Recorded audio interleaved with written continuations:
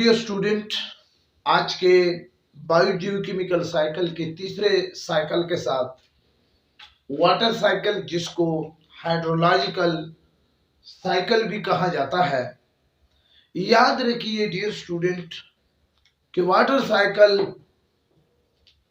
में वाटर की सर्कुलेशन होगी from earth, atmosphere and living organism. इस सर्कुलेशन को हम कहते हैं वाटर साइकिल। याद रखिए कि वाटर वो कंपाउंड है जो कि सबसे इंपॉर्टेंट और बहुत ज्यादा पाए जाने वाला कंपाउंड है। अगर वाटर के बगैर मैं कहूं कि ये दुनिया भी नहीं है तो गलत नहीं होगा। वाटर साइकिल, जिसको हाइड्रोलॉजिकल साइकिल कहते हैं, इसका साइकिल बड़ा ही सिंपल है। वाटर कलरलेस भी है, ऑर्डरलेस भी है और एक यूनिवर्सल सॉल्वेंट है। वाटर में वो तमाम कैरेक्टर मौजूद है जो कि एक सॉल्वेंट, बेस्ट सॉल्वेंट में होने चाहिए। वाटर तमाम लिविंग ऑर्गेनिज्म के हर पार्ट में लाजमी तौर पर कमोबेश मौजूद है। वाटर 70 से 90% लिविंग बॉडी में, प्रोटोप्लाज्म में, ब्लड में, साइटोप्लाज्म में, इन सब पार्ट्स में मौजूद है। मैंने आपको पहले कहा कि अगर मैं वाटर के बारे में कहूं कि इसको आप बुनियादी लिक्विड कहे तो ये गलत नहीं होगा। अब ये वाटर कैसे सर्कुलेशन करता है, आपके सामने मैंने सबसे पहला स्टेप लिखा है कि जब जमीन पर वाटर होंगे और अर्थ, सन उस पर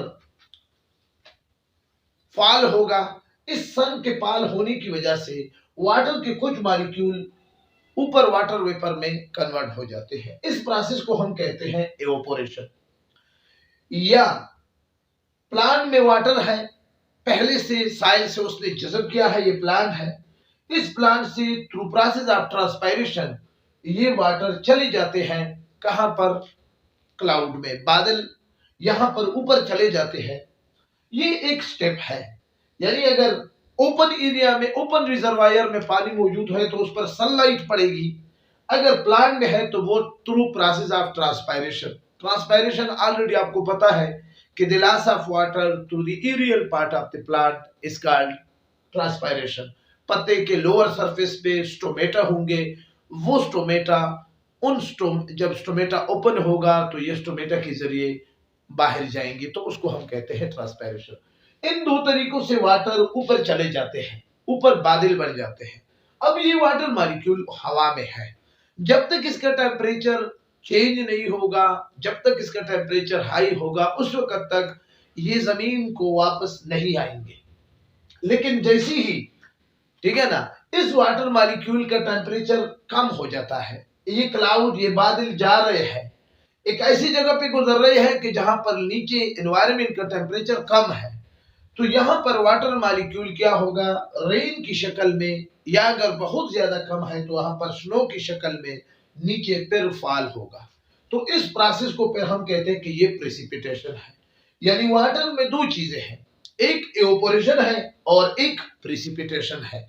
इवेपोरेशन के बाद क्लाउड बन जाते हैं और ये क्लाउड चलते चलते जहां पर टेम्परेचर कम हो जाता है, वहां पर जब वाटर मॉलिक्यूल के टेम्परेचर कम हो जाने के बाद कूल हो जाते हैं। अगर बहुत ज्यादा कूल हो गए तो स्नो या आइस की शक्ल में आएगी, अगर कम टेम्परेचर है तो ये रेन की शक्ल में नीचे वापस आएगी।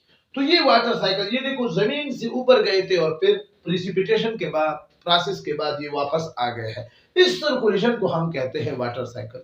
याद रखिए कि पूरी रुई जमीन पर सबसे ज्यादा पाए जाने वाला कंपाउंड वाटर ही है, जो कि तकरीबन 70% है। 30% हिस्से पर सिर्फ खुश्की है और मुकम्मल तौर पर जो वाटर की अपनी डिस्ट्रीब्यूशन है 97% ओशन में है, समंदरों में है, जो सारे नमकीन है। जबकि 3% में 2% सॉलिड सूरत में है, यानी आइस क्रिस्टल की सूरत में, ग्लेशियर की सूरत में, ठीक है ना, बड़े बड़े बर्फ के तोदों की सूरत में मौजूद है। 1% फ्रेश वाटर हमें अवेलेबल है पूरे ऑर्गेनिज्म, कायनात में जितनी भी लिविंग ऑर्गेनिज्म है, एनिमल है, वो उसको इस्तेमाल करके पीते हैं। तो ये वाटर की कुछ न कुछ आपके साथ इंट्रोडक्शन था और ये वाटर साइकिल था। इंशाल्लाह इसी चैप्टर में आगे फिर हम एनर्जी फ्लो एंड इकोसिस्टम, फिर इसके बाद इकोलॉजिकल सक्सेशन, फिर इसके बाद फूड चेन, फूड वेब और पॉपुलेशन डायनामिक्स, ये सारी चीजें हम इंशाल्लाह इसके बाद आपके साथ पढ़ाएंगे। बहुत सारे टॉपिक रहते हैं, आप हमारे साथ रहें। अगर आपने अभी तक सर कासिम के इस चैनल को सब्सक्राइब नहीं किया है तो जल्दी करिए, इस चैनल को सब्सक्राइब करें और साथ बेल आइकन प्रेस करें। अपने दुआओं में याद रखिए, इंशाल्लाह अगर ये सिलसिला हम इसी तरह जारी रखेंगे, आप हमारे साथ रहें। मेरे एक दूसरे चैनल भी है जिस पर मैं एजुकेशन अपडेट आपके साथ शेयर करता हूं, एजुकेशन स्टूडियो कासिम के टिके, जहां पर आपको इससे लो बेस्ड पेपर मिलेंगे, गेस्ट पेपर एग्जाम के लिए, और पंजाब, खैबर पख्तूनख्वा तमाम तालीमी बोर्ड के हवाले से अपडेट भी आपको उसी चैनल से मैं देता हूं। अपने दुआओं में याद रखिए। खुदा हाफिज।